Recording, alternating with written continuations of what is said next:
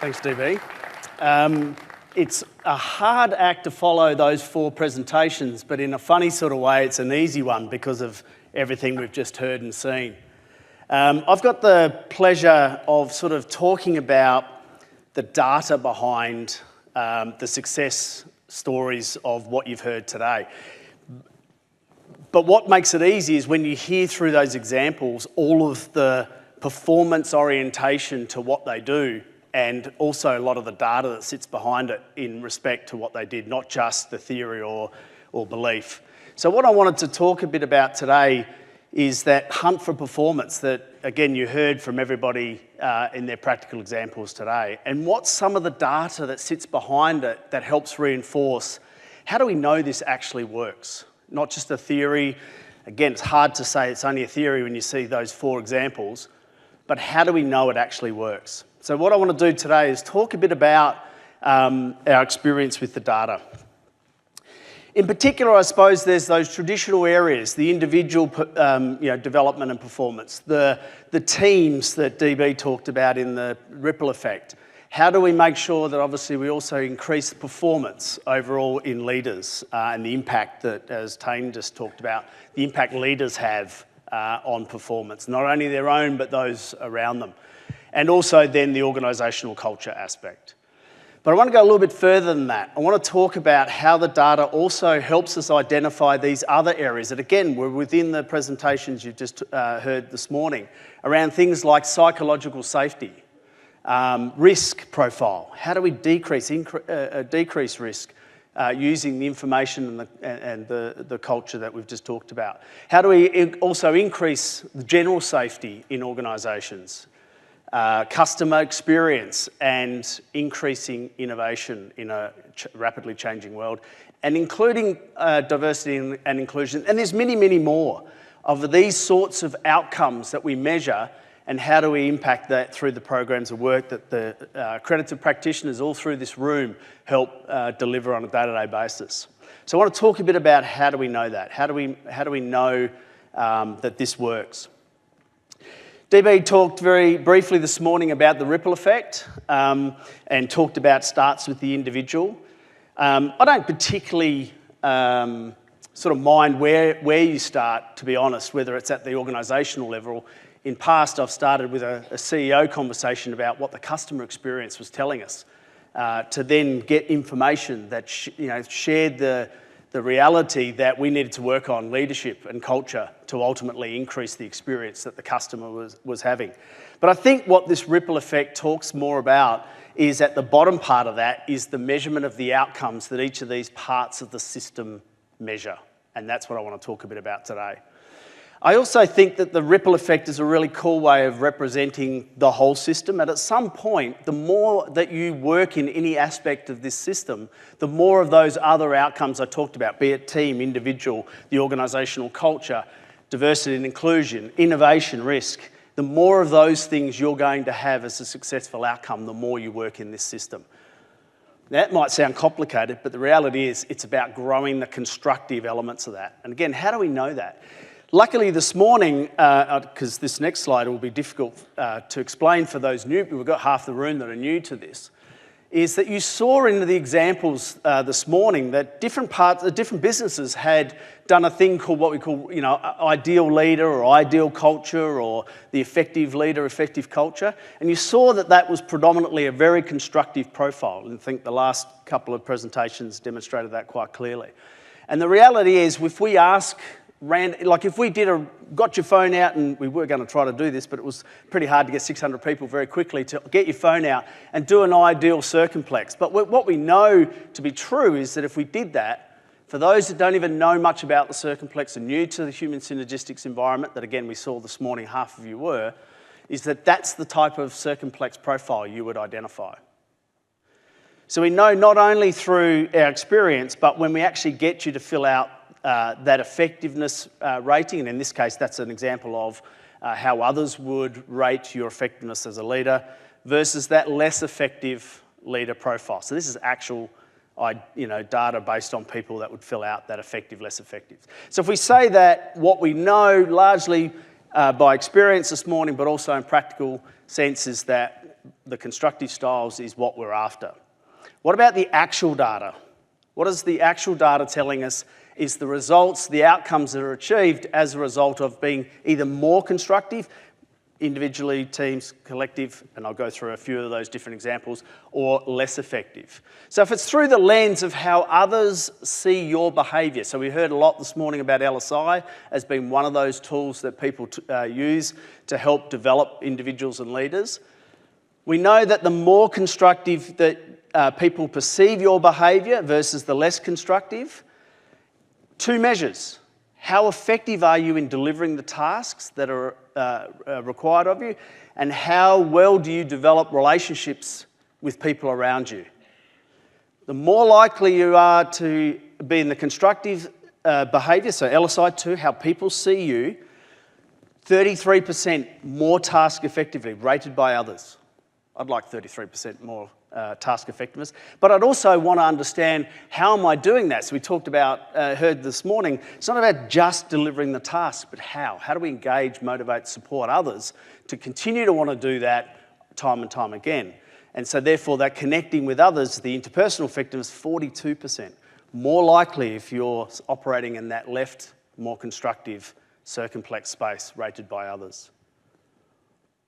Continuing the rated by others, less stressed. So I'm seen as 37% less stressed by the group measuring me as more constructive than I am of those less constructive. 29% more time management effective. Job satisfaction, 24% more. So these are pretty significant numbers rated by others at this stage. So I'm not even, I'm going to share a little bit about how we see ourselves and the type of improvement that makes. This is, I started with LSI 2. How do others see us? What about through the lens of ourselves? Pretty important. LSI 1, obviously foundation of what we've done for 50 years. And it's a very important part if we think about well-being.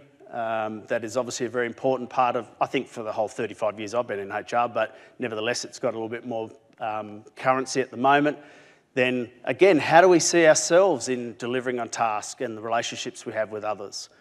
75 and 86% difference if I am thinking in a constructive mindset versus less constructive mindset. So talk about well-being, is there an independent program? Tane talked about, stealth. To some degree, the stealth is just help grow the constructive system that exists within the environment that we work in. So the more we obviously work in creating an environment where people feel, higher self-efficacy, I feel like I can be at my best, the reality is the performance impact is massive. What about the satisfaction that I'd have in the workplace?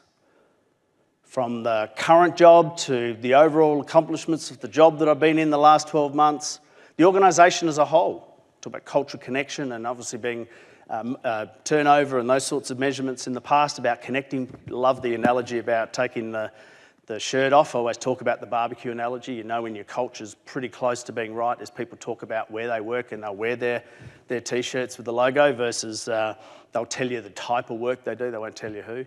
So again, the organisation and career prospects. So from an LSI 1, how do I feel about myself? How do I think about the way things are going?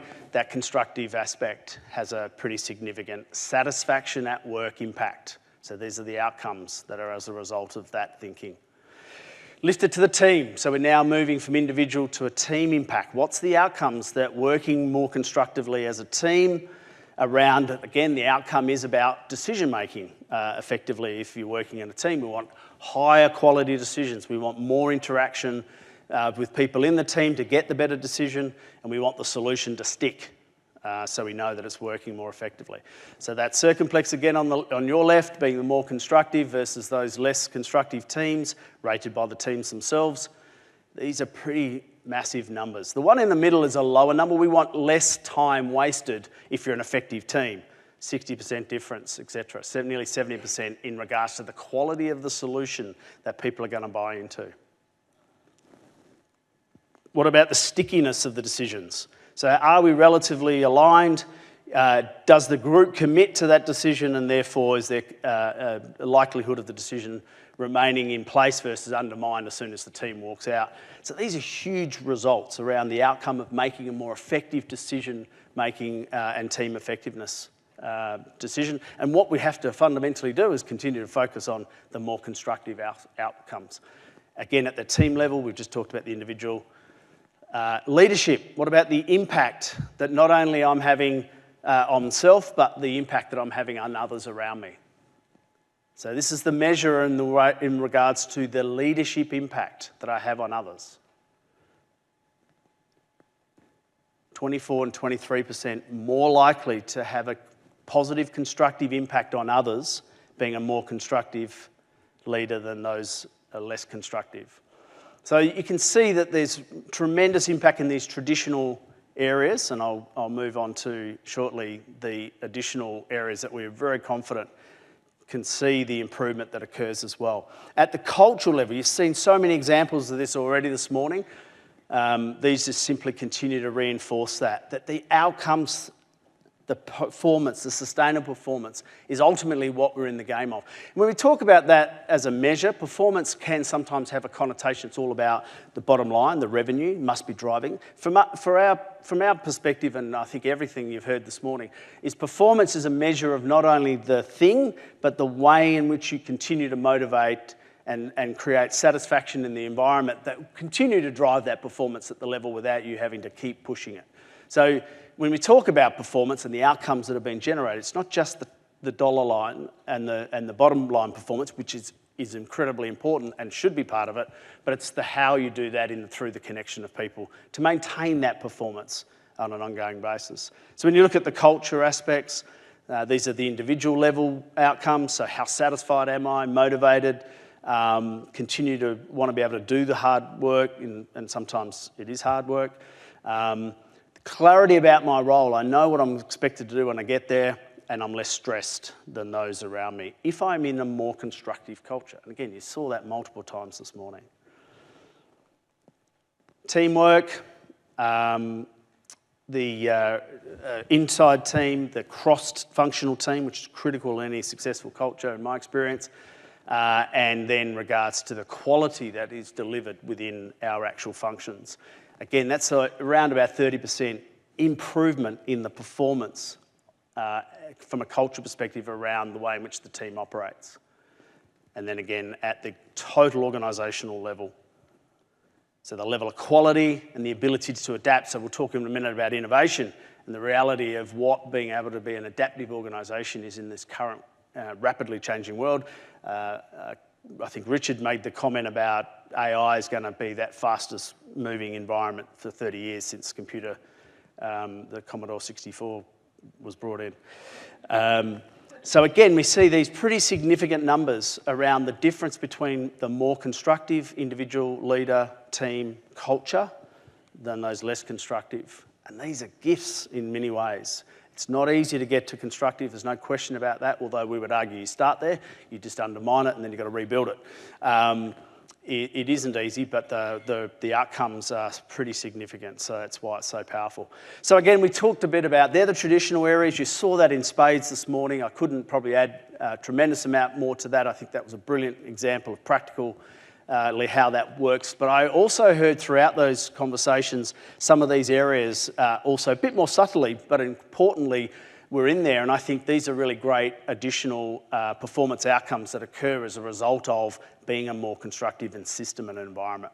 So I'll start with the three that I've got on the screen: general safety, psychological safety, diversity and inclusion. How do we see these outcomes being significantly improved as a result of being in a more constructive space? So again, the individuals rating this culture in the more constructive environments versus the less constructive, pretty strong when it comes to these particular three areas, how clearly the constructive versus less constructive plays out.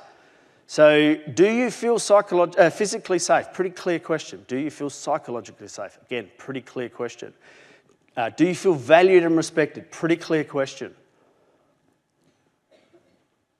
30% more physically, 105%, so more than double feel psychologically safe in that constructive organisation. That should be no surprise to many of you, but it's pretty compelling. that if you're trying to increase these areas, the biggest impact you can have on that is drive the constructive system that we operate in. And for those new in the room, hopefully leave today knowing a bit more about what that means. Further around the well-being. Again, pretty compelling areas around ability to manage stress. This is my own LSI 1 again.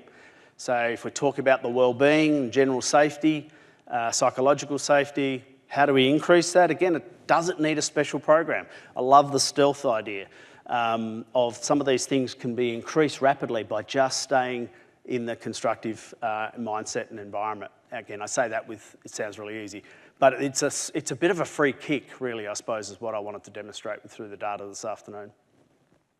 So significant environments around how do I feel not only in the workplace, but also in my life as a whole. There's a pretty good free kick here in regards to how people feel. What about risk? Again, pretty significant circumflex, both left and right. So it's pretty compelling when you ask these types of questions. Now, my eyesight can't read those bottom items looking at that one, so I've got to turn around here to see the items. But, you know, can you challenge the way things are done? Can you speak up and lead? Will speaking up lead to action? Does the organisation prioritise its customer first over business goals? And we talk a bit about some of the commission hearings that were referred to before, that in the past, business goals far outweighed any customer orientation, therefore that's why the risk went up. Is it necessary to bend the rules to get things done, etc.? And will leaders encourage you to do the right thing? These are massive numbers that are a big shift between a less constructive environment and those more constructive. So again, if you want a really quick free kick in reducing risk through culture, build your constructive culture. All the examples that you heard this morning. These are the further outcomes that are side effects. Continuing with the risk example, again, pretty significant 50+% items across the risk profile around, you know, do you address the mistakes to prevent repeating? Do we manage risk and reward? Is risk management of risk, rewarded and valued? Role model from the leaders around the risk behaviours and adapt quickly to major changes. Couple more, innovation. Again, we've heard for a long, long time about trying to increase innovation. External adaptability, 32%, more likely through your constructive cultures and environments than those not. Do you feel safe to learn and make mistakes? Do you feel trusted and empowered to make a difference at work? Feel heard and free to question and challenge? What a massive difference. By being a more constructive culture through constructive leadership and team effectiveness. Does the customer experience improve? A shift between 2019 and 2025, 25% NPS score is a pretty good score in the best of times, but to be able to shift and see the difference even in a constructive, already constructive environment that increased that, you can see that they doubled the NPS score to 54. So we also know that the customer experience is greatly improved as a result of being a more constructive environment. So what I wanted to just, again, help demonstrate and add to the incredible stories this morning that were very much around the experiences, and there's people all through this room, half of the audience of accredited practitioners have got all a wealth of experiences. This was the data that backed up how do we know it works, not just from the experiences, but 50 years of collecting the data behind all of these different measures that help us understand that being a more constructive system will get you these outcomes. Thank you.